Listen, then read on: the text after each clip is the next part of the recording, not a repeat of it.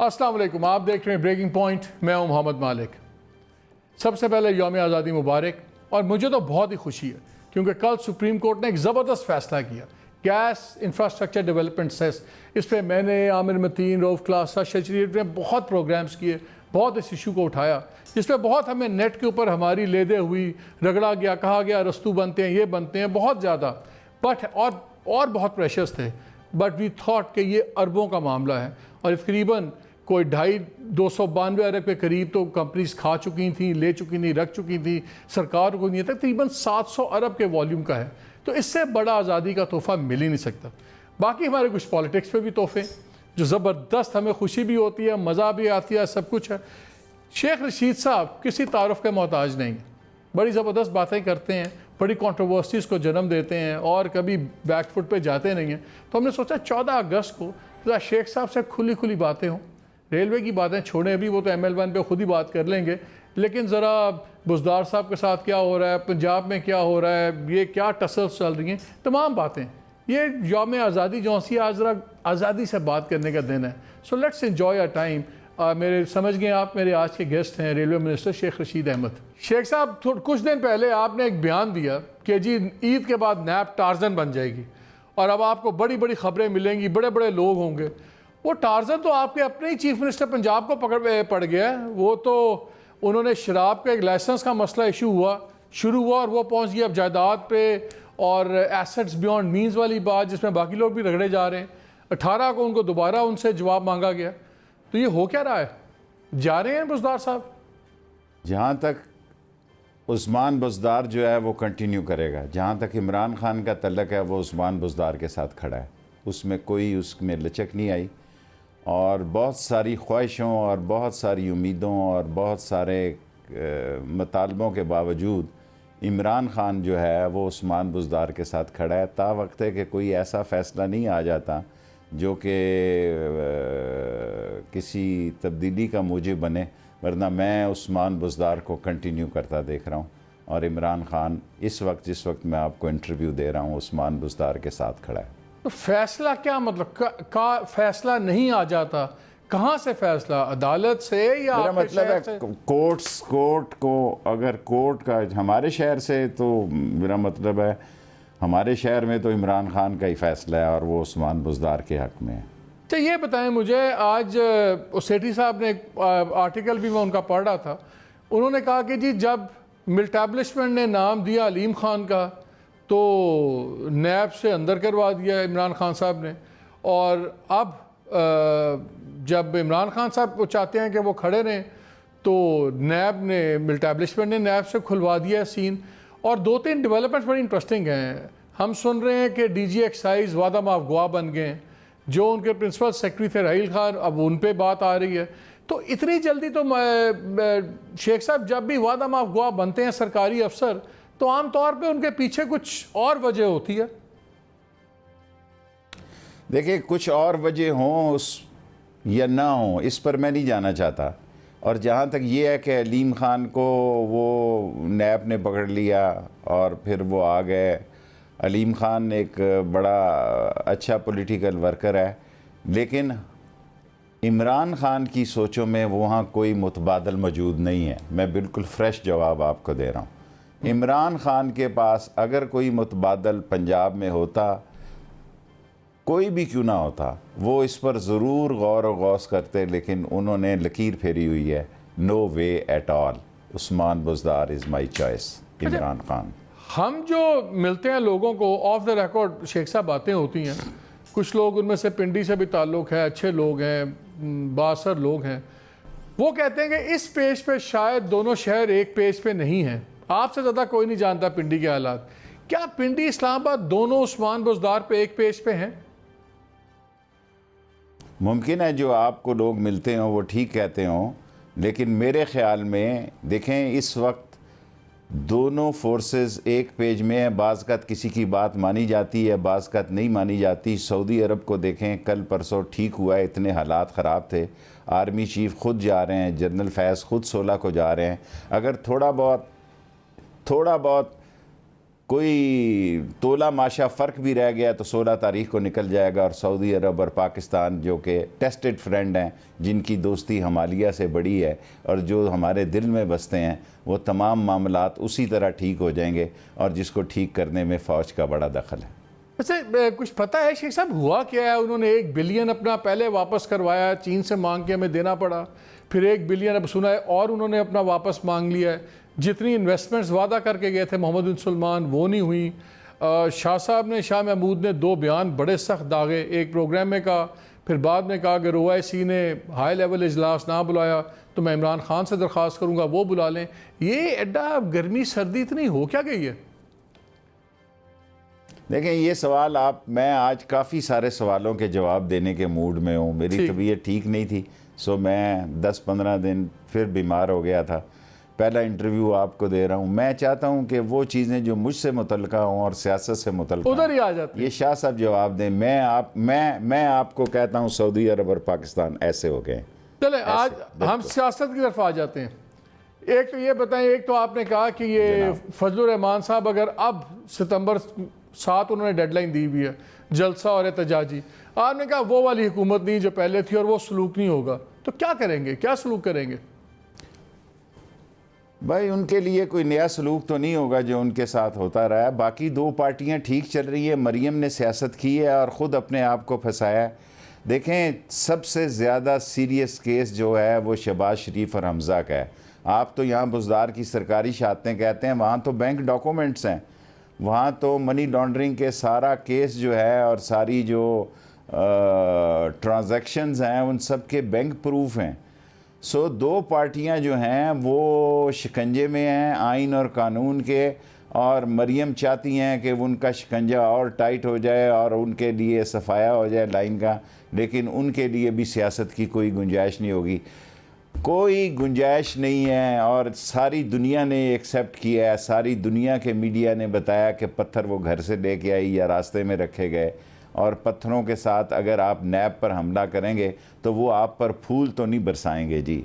आप मुझे पत्थर मारें और मैं इतना ही अच्छा हूँ कि मैं कहूँ कि एक और मार, आप मुझे एक पत्थर मारे मैं दूसरा मुंह कर दूँ कि मेरी विंड स्क्रीन पे लग गया है जी।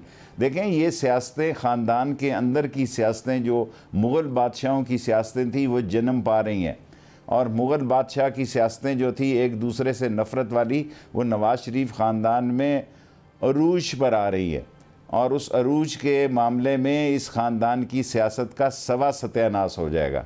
और ये सियासत जो है, ये जो समझ रहे हैं कि इससे कंपनी की मशहूरी हो रही है, एक दिन का शो है जी टीवी पे, बस इसके लिए जितना मर्जी सोच ले और कोई कर ले। लेकिन शेख साहब एक बात बताएं ना, कोई गुंजाइश नहीं है। एक बात बताएं ना, आप भी कहते थे, दूसरे लोग भी कहते थे, मुझसे आज 2 बातें पूछें, जल्दी जल्दी पूछें और छोटी छोटी पूछें कि मियाँ साहब जब गए हैं तो ज़ाहिर है तो नहीं चले गए ना, कोई डील होती है, कोई ढील होती है, चले गए।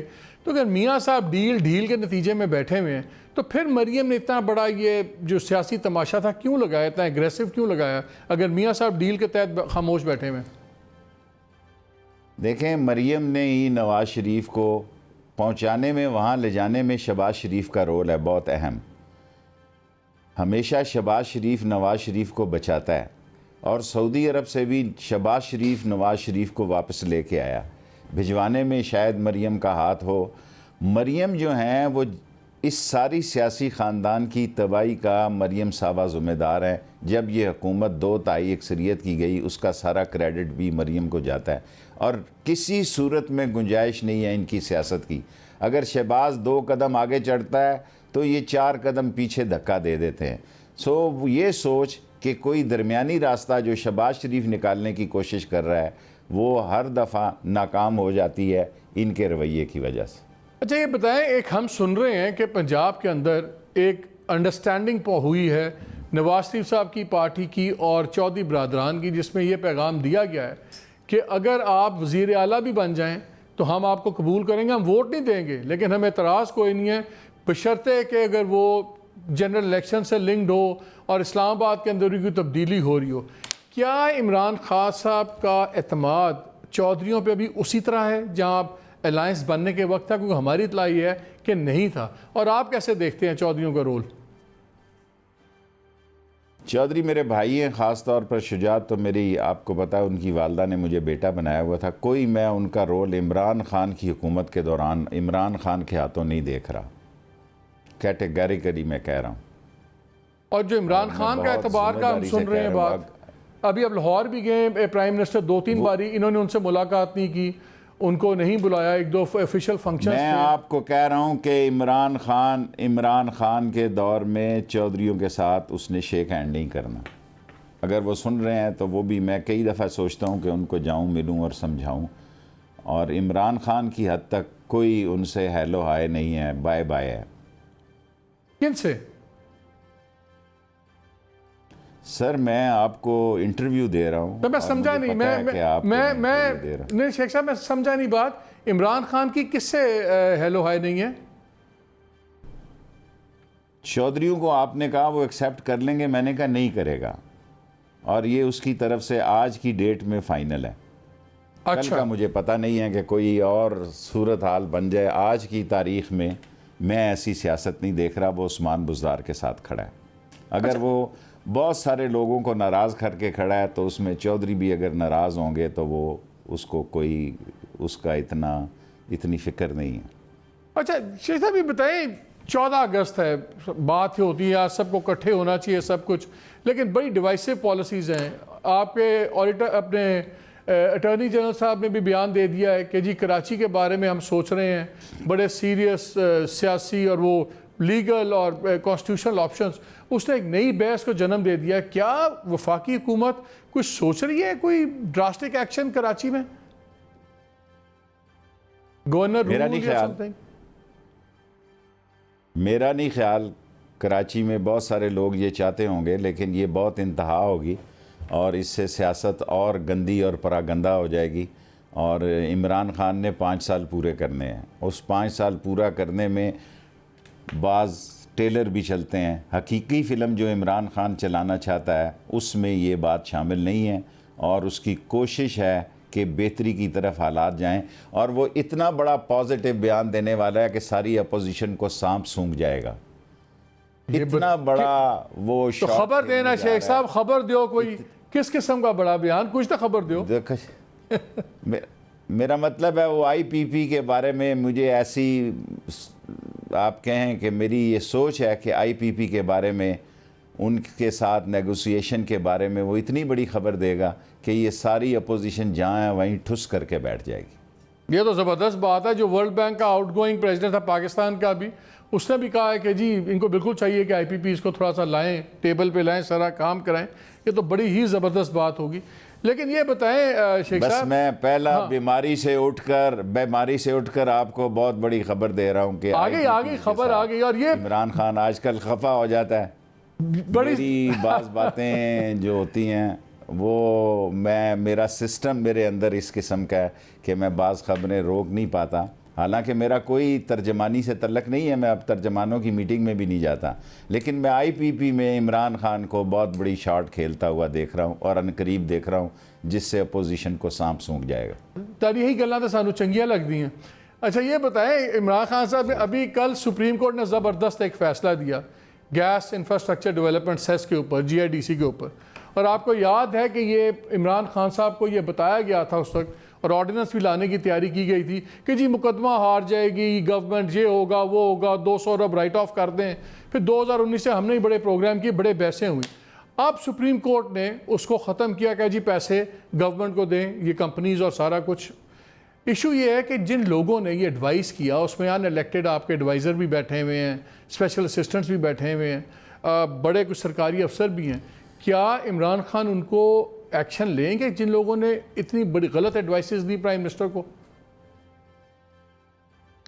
देखिए इमरान खान जो है उसको मेरा ख्याल है सारे एंकर भी नहीं समझ सके। वो वक्त का इंतखाब अपने ऊपर छोड़ता है, और अगर उसने कुछ तब्दीलियां करनी हैं तो वो भी शायद ज़्यादा दूर ना हो, वो भी कोई ज़्यादा फासले पे ना हो। लेकिन जो असल बात है, आप देखें दयामीर भाषा डैम पे उन्होंने प्रोजेक्ट किया है।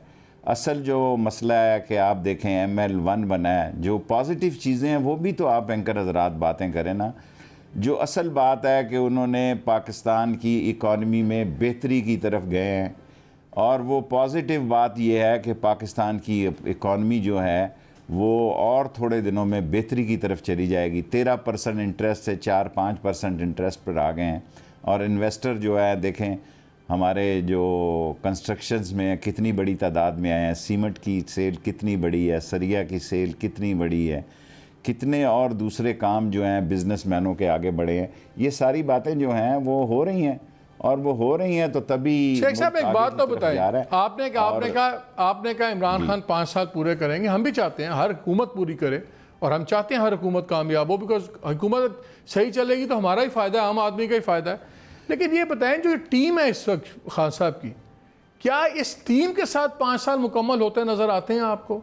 माशी इंडिकेटर्स बड़े ही सख्त, महंगाई बहुत बढ़ गई है, इंडस्ट्री का भी बुरा हाल है। इंटरेस्ट की आपने बात की कि 13 से 7 पे आ गया, लेकिन 7 से 13 पे ले जाने वाले लोग भी वही बैठे हुए हैं, और जो बिलियंस का खर्चा करा के वापस ले आए हैं। क्या मौजूदा टीम में चेंजेस नागुज़ीर हैं, और अगर नागुज़ीर हैं तो आपके नज़दीक कब तक चेंजेस होंगी? देखें, मुझे ये नहीं पता, टुक टक तो होगी। और जो मैंने कहा कि नैब के केसेस इस तरफ भी आएंगे, मैं उस पर कायम हूँ। और जो मैंने ये बात कही है कि इमरान खान 5 साल पूरे करेगा, मैं इस टीम में, क्योंकि यही टीम है इमरान खान के पास, और वो कहाँ से टीम लाए? ये इसमें से बहुत सारे लोग ऐसे हैं जो पहली दफ़ा कैबिनेट जिन्होंने देखी है, बहुत सारे लोग ऐसे हैं जो अनएक्सपीरियंस्ड है, लेकिन टीम यही है। थोड़ी बहुत तब्दीली ऊपर नीचे वो हो सकती है, लेकिन ये कहना कि उसकी जो इकनॉमिकल टीम है, जो इकॉनमी, शेख हफीज़ जो है वो उसके पूरे फुल कॉन्फिडेंस पे खेल रहे हैं और बेहतर खेल रहे हैं। आप बताएं वो कहाँ गलत खेला है? शेख हफीज़ के बारे में आप बताएं कि वो किस जगह गलत खेला है, और वो इस मसाइल ज़्यादा जो मसाइल अपोजिशन छोड़ कर गई उसमें वो कह सकते हैं कि जनाब यहाँ ये गलती हो गई है, या ये गलती हो गई, या फाइनेंशियल डिसीजन में यहाँ फ़र्क पड़ा है। को बताएं तो सही ना कि कहाँ फ़र्क पड़ा है। इन्होंने बेहतरी की तरफ ले गए हैं, डेफिसिट हो, दूसरी चीज़ें हों। जी, वक्त हुआ एक ब्रेक का, लेकिन ब्रेक के बाद आके मैंने बड़ा सीरियसली पूछना है शेख साहब से कि अगर NRO इमरान खान नहीं देंगे तो फिर कौन देगा, और अगर इमरान खान की मर्जी के ख़िलाफ़ हुआ तब क्या हो सकता है, और इमरान खान क्या क्या कर सकते हैं? हमारे साथ रहिएगा if you want to hear this answer.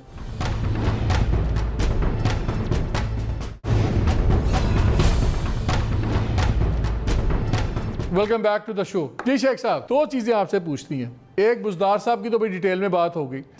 Election commission की जो स्क्रूटनी कमेटी थी, उसने भी अब कहा है कि हम 17 अगस्त तक हम दे देंगे रिपोर्ट अपनी फॉरेन अकाउंट्स वाली इलेक्शन कमीशन को।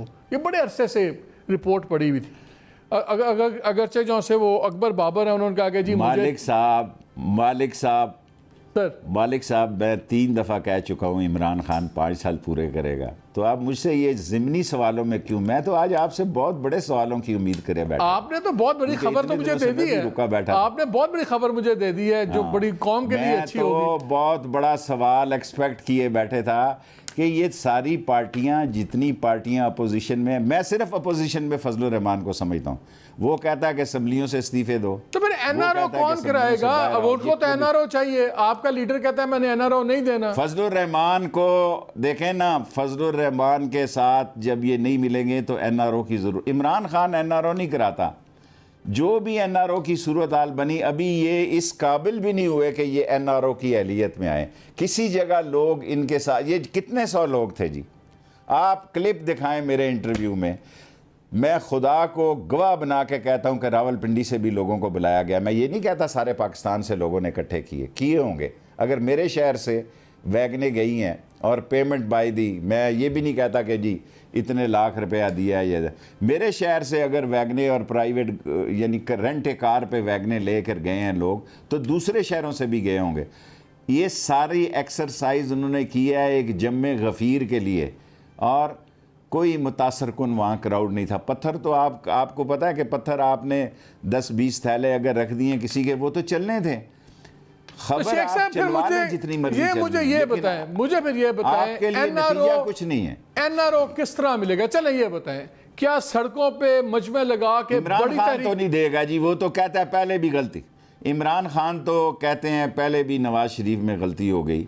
इमरान खान तो NRO देने के लिए तैयार नहीं। वो कोई बड़ा सियासी फैसला कर देगा, अगर उसकी सियासी सूरत हाल में कोई इनकी हैसियत हुई तो वो कोई बहुत बड़ा सियासी फैसला कर देगा। मैं एक और सवाल वो करता हूं। सियासी फैसले करने की हिम्मत रखता है। अगर इमरान खान को एनआरओ देने पे मजबूर भी किया गया तो क्या इमरान खान वो असेंबली नहीं तोड़ के अर्ली इलेक्शन अनाउंस कर सकते हैं? देखें, मुल्क के हालात ऐसे नहीं है, इलेक्शन के पैसे नहीं है, असम्बली तोड़ने का वक्त नहीं है। आगे कई चीज़ों में इमरान खान रुका हुआ है। इस एनआरओ के मसले में भी जो उससे गलती नवाज शरीफ की होगी अब नहीं होगी, मरीम को बाहर नहीं जाने देगा जी। देखें, ये भी आप बहुत बड़ी शॉट खेलने जा रहे हैं, इतनी बड़ी कोई नहीं कर सकते। वो भी हर दोनों देखें, मैं सीधी सवाल आपको करता हूं जी, आप तरीके से ऐसे लोगों को कंफ्यूज कर देंगे। फौज और इमरान खान की हुकूमत एक लाइन और लेंथ पे है, दोनों इकट्ठे चल रहे हैं रेल के पहिए के, और दोनों इकट्ठे चलेंगे और मुल्क का फ़ायदा इसी में है। और फ़ौज को ये बात समझ है कि इस वक्त इस हुकूमत को सपोर्ट करना, मुल्क की खिदमत करना है। और फ़ौज ने अज़ीम जर्नैल ने देखें इस कोरोना में एक तारीख़ी किरदार अदा किया, सैलाब में तारीख़ी किरदार अदा किया, टिड्डी दिल में कलीदी किरदार अदा, मुल्क की इकानमी को सपोर्ट करने के लिए कलीदी किरदार अदा किया। अगर वो इस हुकूमत को नाकाम करना चाहते या खुदा न खास्ता उनका इसमें इंटरेस्ट होता तो वो ये सारे, मैं जब देखता हूँ कमर जावेद बाजवा को कि सुबह शाम मेहनत करते हुए, शाम को वो सऊदी अरब होता है, सुबह को वो खारियाँ कमीशन में होता है या अपने जवानों के साथ आगे सेक्टर में होता है, तो आप देखें कि वो किस तंदही से काम कर रहे हैं और उनका सारा काम इस हुकूमत को सपोर्ट में है। कोई काम शेख साहब आखिरी मिनट इस तो फिर बड़ा सियासी फैसला क्या हो सकता है इमरान खान साहब का? कोई बड़ा सियासी फैसला, इसी तरह चलेगी हुकूमत। एक ही मैंने आपको IPP का कहा कि वो ऐलान होगा और भी एक दो इकानमी के बड़े दूररस नताइज ऐलान होंगे जिससे इकानमी को मजीद सहारा और शेख साहब और सियासी फैसला वो किसके लिए, आप मुझे ठहरें, किसके लिए वो फैसला करेगा? क्या उसको रुकावट है जी? क्या उसके लिए थ्रेट है? ये पत्थर मारने वाले, ये थ्रेट है 100 200 300 लोग आके डालों पे और सारे पाकिस्तान से इकट्ठे करके अपना, मैंने आपको शहर का बता दिया, डालों से पत्थर ला के, जो लोग नैब के दफ्तर पर पत्थर मारना अपनी सियासत समझें वो समझ लें कि नैब उनको फूल की बारिश नहीं करेगी।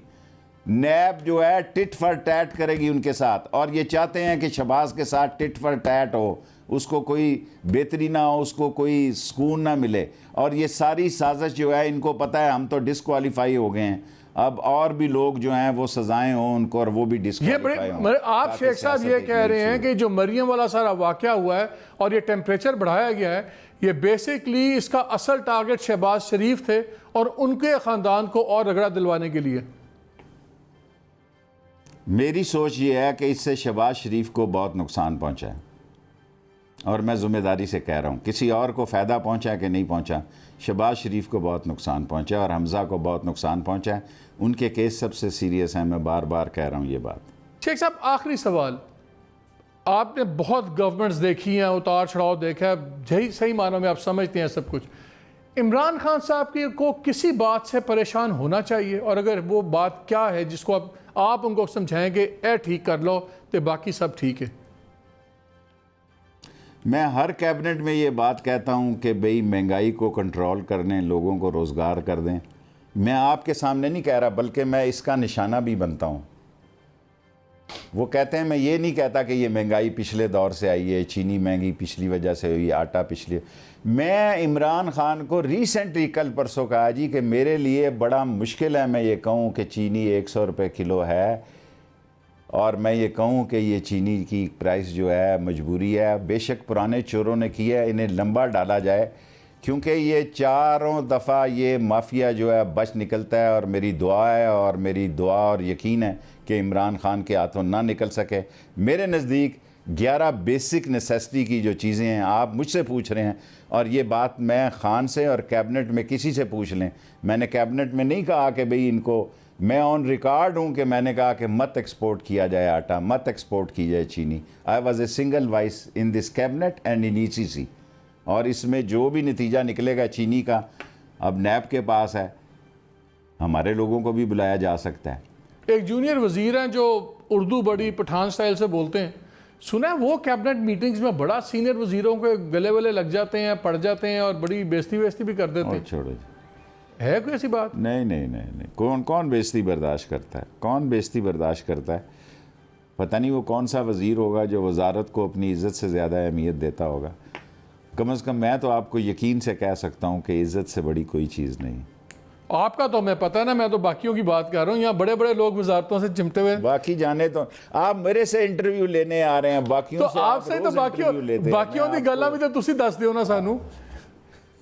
नहीं, अच्छा, मैं किसी के बारे में बात नहीं कर रहा। अच्छा ये बताएं मुझे कि गवर्नमेंट के ऊपर या जो अपोजिशन में आपने पिछले दिनों एक बयान दिया कि थोड़े दिनों तक ये सारे आएंगे, कहेंगे नैब ख़त्म करो और जौसाना बस हम इमरान खान हम तुम्हारे साथ हैं। बहुत ज़्यादा एक हार्ड बयान है, लेकिन जो हमें नज़र आ रहा है वो अगले तो नैब के कानून चेंज कराने के ऊपर तुले में। वो कहते हैं उनकी मीटिंग्स भी हो रही हैं, वो कह रहे हैं हमें सरकारी लोग जो से हैं बिल्कुल बिहाइंड द सीन्स मिल भी रहे हैं। तो ये तो आपकी बात को समझ नहीं आती हमें। क्या इन लीडरों ने नहीं कहा कि नैब को ख़त्म करें? आपने ऐसे बयानात, जो नैब में है वो एक्टिव है, जो नैब में नहीं है वो घर बैठा हुआ है।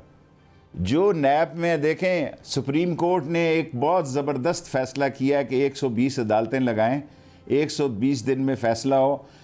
कितने हैं? 2020 हैं लोग, जो 2620 हैं जो नैब में जिनके रेफरेंसेस या केसेस हैं। ये 20 में से 10 सज़ा हो जाएं, 10 रहा हो जाएं, इस मुल्क में सियासी अमन हो जाएगा। सिर्फ 20 केसेस का फ़ैसला हो जाए, 20 रहा हो जाए, 10 रहा हो जाए, 10 कैद हो जाए, ये सारा मसला ठीक हो जाएगा। इनमें इतना फिफरा ही नहीं है। ये माल कमाना जानते हैं, ये हराम का माल हड़प करना जानते हैं, ये माल लगाना भी नहीं जानते, इनके नसीब में नहीं है। इनकी औलादें लड़ेंगी इस माल के पीछे। आप देखेंगे, मैं ज़िंदा रहूं न रहूं, इनकी औलादें आपस में दंगा फसाद करेंगी। ये तेरी थी, ये मेरी जदाद है, ये तेरी थी, ये अकाउंट मेरा है। अभी मरियम ने ये बात कही है कि ये ज़मीन मेरी नहीं है। अभी तक एक बयान क्लिप जो है मेरे प्रोग्राम में दिखाएं कि उसने कहा हो कि इतने 100 एकड़ जो 200 कितना एकड़ है, इसमें मेरा कोई दखल नहीं है। मैंने मैंने पनामा का केस लड़ा है हुजूर, सारे जाली डॉक्यूमेंटेशन और जाली दस्तखतों में ये शामिल हैं, सारे जाली दस्तखतों में ये शामिल है। और एक वकार सफ़ेद बालों वाला होता है जो हर जगह इनका विटनेसेस है, इनका मुलाजम है ज़ाती, वहाँ नज़र आता है लंदन में। ये सारे काम इन्होंने किए हुए हैं। असल मसला ये है कि इस मुल्क का बिजनेसमैन इस मुल्क की सियासत पे हावी है, इस मुल्क का सियासी वर्कर मोहताज है इनके टिकट का, क्योंकि सारा पैसा जो पब्लिसिटी है, सारा पैसा जो है अपने आप कंपनी की मशहूरी पे ये लगाते हैं इलेक्शन के दिनों में लोगों से चंदे लेके। और ये इस मुल्क के ऐसे सरमायादार हैं, ये ऐसे चोर सरमायादार हैं जो फंड भी सारी पार्टियों को देती हैं। अगर मुकाबला सख्त हो तो दोनों पार्टियों को देते हैं। सो ये सारे केसेस जो हैं, ये सबसे बड़ा मसला देखें इस वक्त जो है वो आईपीपी का अगर फ़ैसला आपको मैंने अर्ज़ किया है हो जाता है तो इस मुल्क की इकानमी को और बहुत बड़ा सहारा मिलेगा। दूसरा बड़ा फ़ैसला मैं समझता हूँ कि जी बोले जी, पूछ मैं बोलता हूँ तो फिर मैं तो कोई तैयार होकर नहीं आता जो आप कहते हैं उस तरह। और दूसरा बड़ा फ़ैसला जो है कि अपोजिशन में कोई दम नहीं है। जो मौलाना फजलुर रहमान हार्ड लाइन लेना चाहते हैं वो ये दोनों पार्टियां नहीं लेंगी जी।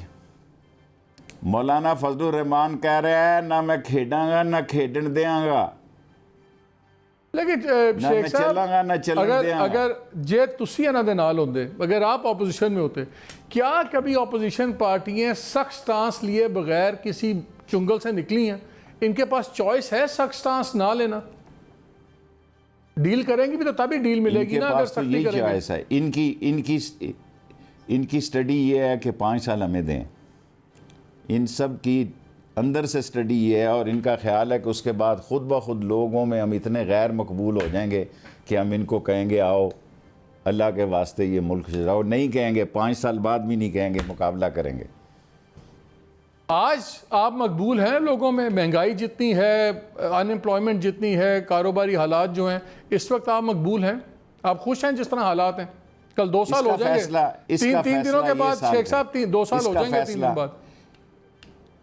इसका फ़ैसला ये साल हमारी कारकर्दगी करेगी। महंगाई किसने की है आप ये भी देखें ना। ये सारी महंगाई की वजह क्या है, लोगों को ये हम बताने में नाकाम रहे कि महंगाई इन लोगों की वजह से हुई। हम ये लोगों को बताने में नाकाम रहे कि ये शॉर्टेज वीट की और ये सारी चीज़ें ये किस जगह से गुजर रही हैं। हम लोगों को ये बताने में नाकाम रहे कि हम 10% तनख्वाहें क्यों नहीं बढ़ा सके। हमारा ख़जाना इनकी लूट मार की वजह से इजाज़त नहीं देता। क्या इमरान खान का दिल नहीं करता वो 10-20% तनख्वाहें बढ़ाए? मैंने तो कहा था कि रेलवे में मुझे बढ़ाने दे, बेशक हमें थोड़ा सा और ख़सारा बढ़ जाएगा हमारा, लेकिन अगर कोई शख्स ये समझ रहा है कि इमरान खान इस अपोजिशन के हाथों जा रहा है तो इन ख्याल अस्तो महाल अस्तो जुनून नहीं जा रहा जी, वो इस अपोजिशन के हाथों नहीं जा रहा। फजलुर रहमान कोई और नई अपोजिशन ढूंढे तो मैं नहीं कह सकता, वरना ये दो अपोजिशन पार्टियां रास्ते में छोड़ दें, पहले छोड़ दें, उसकी हार्ड लाइन वो लेने की उनसे जुस्तजू कर रहा है और मुतालबा कर रहा है, वो इस पर नहीं आएंगे। सिंध में पीपल्स पार्टी के पास हुकूमत है, वो ये नहीं गवारा करेंगे कि ये हुकूमत ही चली जाए हमसे। Time for little commercial break, और कश्मीर ब्रेक के बाद आके मैंने कश्मीर पे ही बात करनी है कि पाकिस्तान गवर्नमेंट की क्या पॉलिसीज़ काफ़ी हैं कश्मीर के ऊपर। हमारे साथ रहिएगा।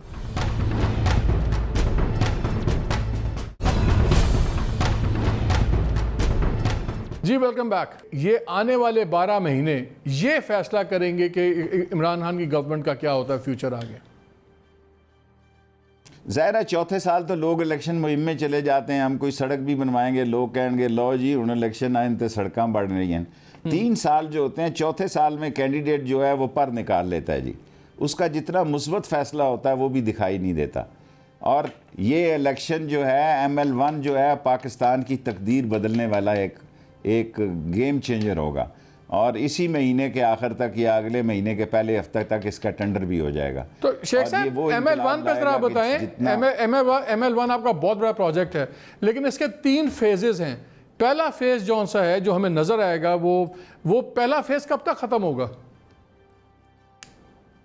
देखें जी, ये तीनों के तीनों फेजेस भी जो है ना, ये टेंडर पे डिपेंड करता है कि अगर एक पार्टी ने ले लिए वो 10, देखें मैंने एम्बेसडर को कहा कि 3 साल में हो, और जो हमारे डॉक्यूमेंट है वो 5 to 8 ईयर है, लेकिन चीनी जिन है, जिस वक्त उनको ऑर्डर मिल गया अब उनके पास वो मशीनें हैं, जिस तरह वो अपना ट्रैक बिछा रहे हैं अपने मुल्क में बिछाते हैं, अगर पाकिस्तान में ये सारी मशीनें आ गई तो फिर ये ज़रूरी नहीं है कि ये मशीनें वापस जाएंगी। ये मशीनें दूसरे ML2 और 3 के लिए भी काम करने के लिए यही होंगी कि यहीं की उखेड़ी हुई जो हमारी पटड़ी है वो उसमें से जो बेहतर होगी वो ML2 में हम लगाएंगे।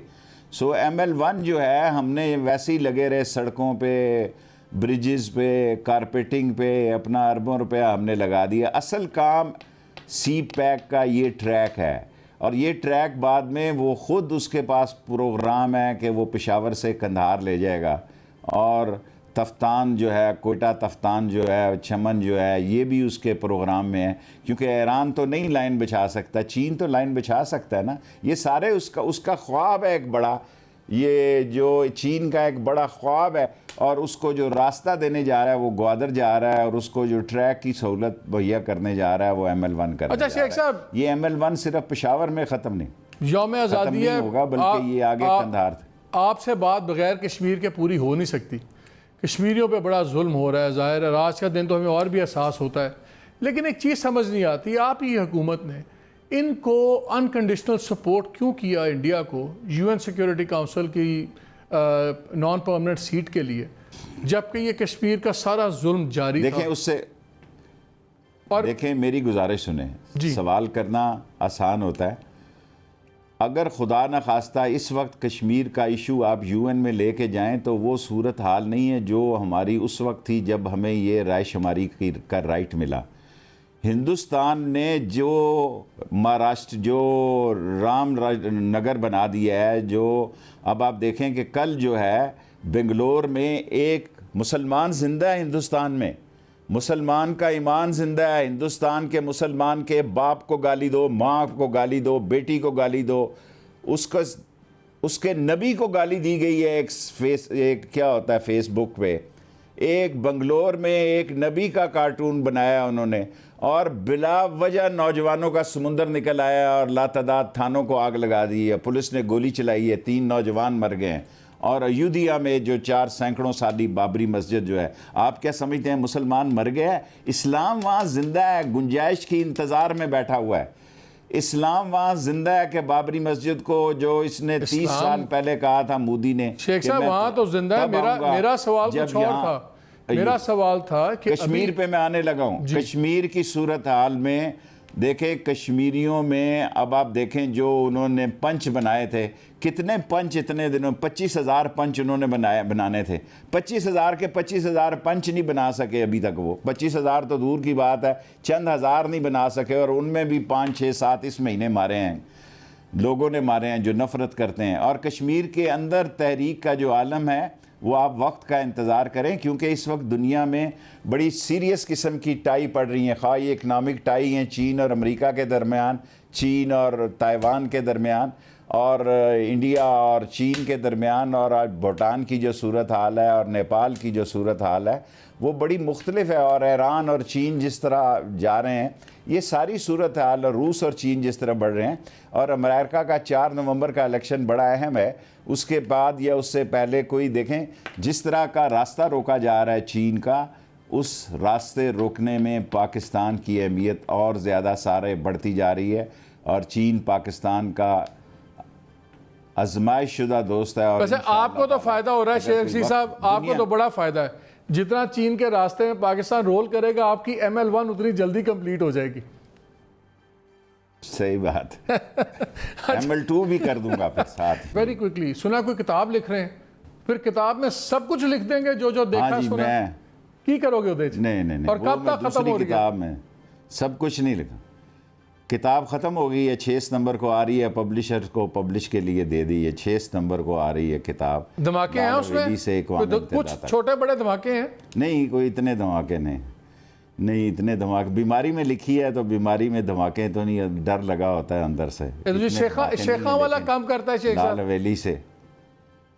हाँ जी, सही बात। चले शेख साहब, लाल हवेली से इक़वाम मुत्तहिदा तक किताब मकम। बस हम आपकी सेकंड किताब का ज्यादा इंतजार करेंगे, जिसमें आप सारी बातें लिखें, सबके बारे में नाम ले लेके। धमाके क्यों होंगे?